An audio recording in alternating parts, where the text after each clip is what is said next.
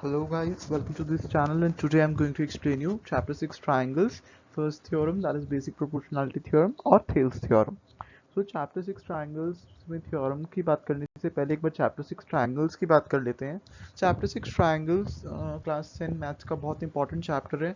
इस चैप्टर से बहुत सारे क्वेश्चंस आते हैं बोर्ड में, एंड एक 5 मार्क्स की थ्योरम है। जैसा कि आप सभी जानते हैं, आप लोगों के स्कूल्स में सभी टीचर्स बताते हैं कि एक 5 मार्क्स की थ्योरम ट्राइंगल्स वाले चैप्टर में से 5 मार्क्स की थ्योरम आपको स्टेटमेंट की तरह आ सकती है, आपको प्रूफ लिखना आएगा ही आएगा एक 5 मार्क्स की थ्योरम का। इस चैप्टर में क्या क्या थ्योरम्स है, किन किन के प्रूफ्स करने हैं, क्या कन्वर्स का प्रूफ करना है कि नहीं करना, ये सारी बातें मैं आपको इस वीडियो में बताऊंगा। So stay tuned.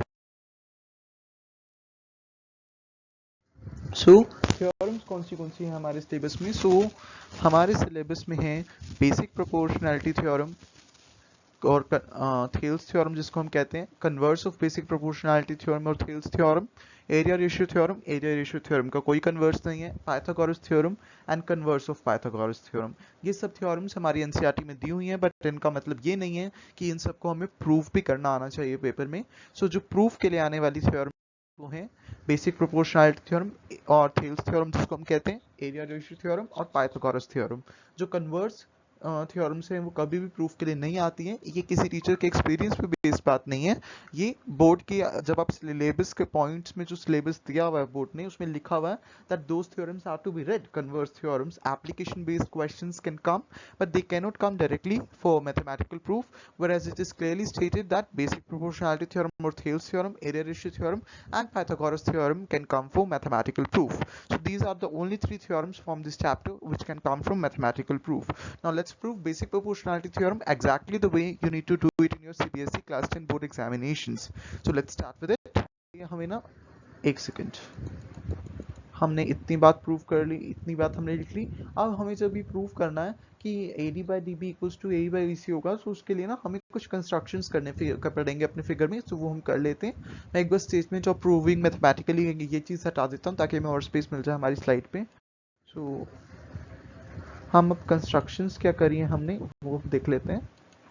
हम क्या करेंगे कि EN DC और BE को ज्वाइन कर देंगे। DC और BE को ज्वाइन कर दिया और एक लाइन ले ली EN perpendicular to AD and DM perpendicular to AE, DM perpendicular to AE, EN perpendicular to AD, और DC और BE को हमने ज्वाइन कर लिया। इसी बात को हम फॉर्मली लिख लेते हैं, construction in.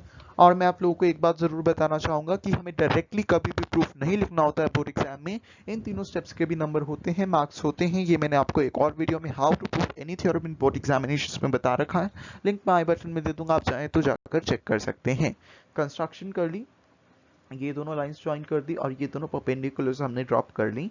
Now next is कि हम प्रूफ को अपने स्टार्ट कर सकते हैं। प्रूफ हमें पता है कि एरिया ऑफ ट्राइंगल क्या होता है, half into base into height होता है। किसी भी ट्राइंगल का एरिया के लिए ये यूनिवर्सल फार्मूला है कि half into base into height होता है एक ट्राइंगल का फार्मूला। सो अगर मैं आप लोगों को यहाँ पर दिखाऊं, आप लोगों को दिखाऊं कि अगर मैं एरिया ट्राइंगल ADE लिखना चाहूँ, ADE, ठीक है, AD ट्राइंगल आप देख पा रहे होंगे मैंने हाईलाइट कर दी है। अब मैं इसमें अगर मैं AD को बेस मान के, AD को मैंने बेस मान लिया, half into base into height होता, तो इस पे EN हाइट आ जाएगी, EN हाइट। सो मैं ट्राइंगल AD का क्या लिख सकता हूँ, area of triangle AD, but I can write it as area of triangle AD can be written as half into AD into EN, क्योंकि AD is the base and EN is the height. So ये चीज मैं mention कर देता हूँ that area of triangle AD equals to half into AD into EN, because height En corresponds to base area of triangle AD में height En correspond कर रही है, और area of triangle क्या होता है, half into base into height होता है। ये मैंने ऑलरेडी लिख लिया। सिमिलरली एक बार मैं इस चीज को क्लियर कर देता हूँ। अब सिमिलरली अगर मैं आप लोगों को दिखाऊं that DBE, this is triangle DB, ये आप लोगों को दिख रही होगी। अगर मैं इसमें DB को बेस मान लूँ, सो EN मेरी हाइट हो जाएगी। ये जरूरी नहीं है हाइट ट्राइंगल के अंदर ही लाई करी, EN मेरी हाइट हो जाएगी कॉरेस्पॉन्डिंग टू बेस DB। सो हम एरिया ऑफ ट्राइंगल DB को क्या लिख सकते हैं, half into DB into EN। दिख रहा होगा आप लोगों को सेकेंड इक्वेशन, इसको मैंने नाम दे दिया फर्स्ट इक्वेशन। सो अब अगर हम इक्वेशन 1 अपॉन इक्वेशन 2 करते हैं तो मेरे पास आ जाएगा area triangle AD upon area triangle DB half. ये वाली इक्वेशन मैंने यहाँ रख दी। सिमिलरली इक्वेशन 1 अपॉन इक्वेशन 2 किया है ना, सो ये वाली इक्वेशन मैंने यहाँ रख दी, ये ऐसे के ऐसे। सो अब हमारा क्या हुआ जब हमने ये सब किया, हाफ से हाफ कैंसिल आउट हो गया, ई एन से ई एन कैंसिल आउट हो गया, हमारे पास बच गया A D by D B equals to equation A. Now AD by DB equals to area triangle AD, area triangle AD equals to area upon area triangle DB equals to area upon DB equals to equation A। now इस चीज को अब next क्या कर सकते हैं, similarly अगर हम देखें कि अगर हम ट्राइंगल AED का एरिया देखें, AED ट्राइंगल आप एक बार देखिए, बहुत इंटरेस्टिंग चीज है ये, एरिया ऑफ ट्राइंगल AED अगर हम देखें, दिस इज ट्राइंगल AED। सो यार इसमें अगर AED और AD ट्राइंगल तो एक ही है, मैंने आपको दिखा दिया। अब आप इसमें देखें, अगर मैं बेस ए को मान लूं, सो इसके कॉरेस्पॉन्डिंग हाइट हो जाएगी dm। सो मैं ऐसे भी लिख सकता हूं that area of triangle AED equals to half into A into dm। Similarly अगर मैं ट्राइंगल ECD को देखूं, ECD को अगर मैं ट्राइंगल को देखूं, सो इसमें ECD ट्राइंगल आप लोगों को विजुअलाइज हो रही होगी। ECD ट्राइंगल को अगर मैं देखूं, सो ECD ट्राइंगल में अगर मैं EC को बेस मान लूं, EC को बेस मान लूं, सो मेरी हाइट हो जाएगी dm। EC को बेस मान लें, एक बार मैं आपको ट्राइंगल क्लियरली दिखाता हूं ECD।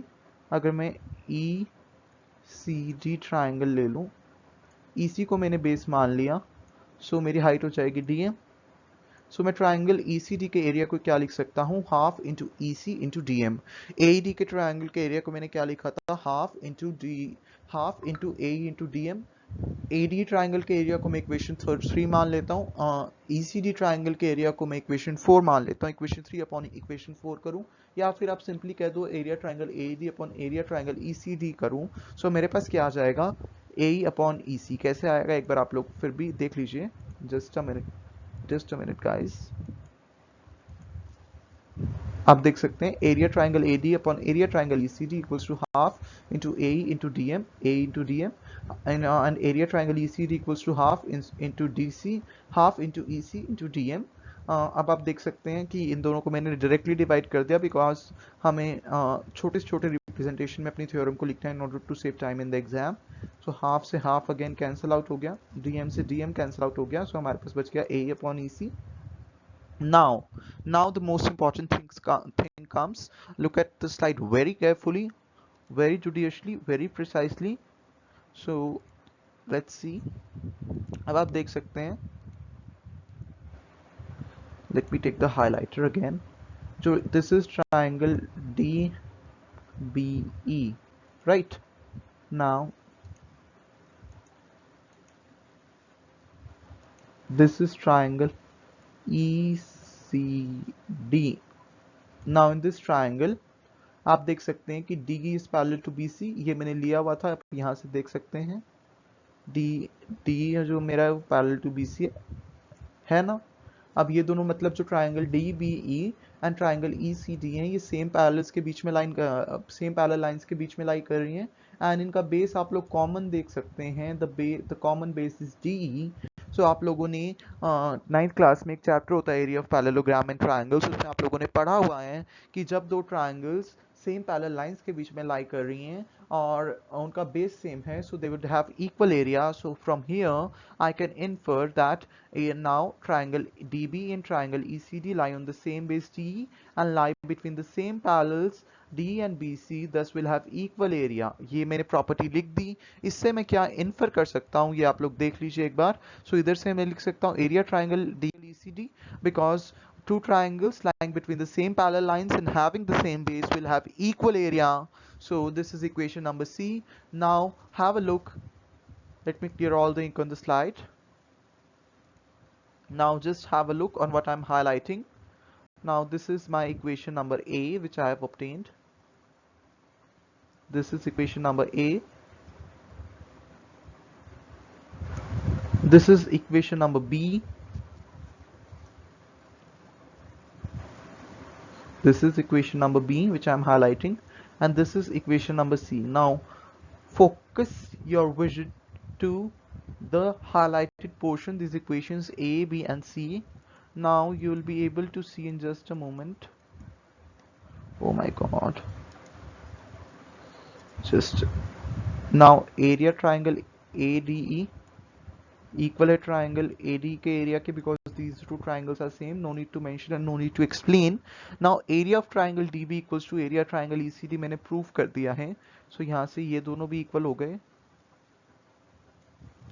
So मैं क्या लिख सकता हूँ, from equation A B and C की हेल्प से इक्वेशन ए बी का LHS इक्वल आ गया.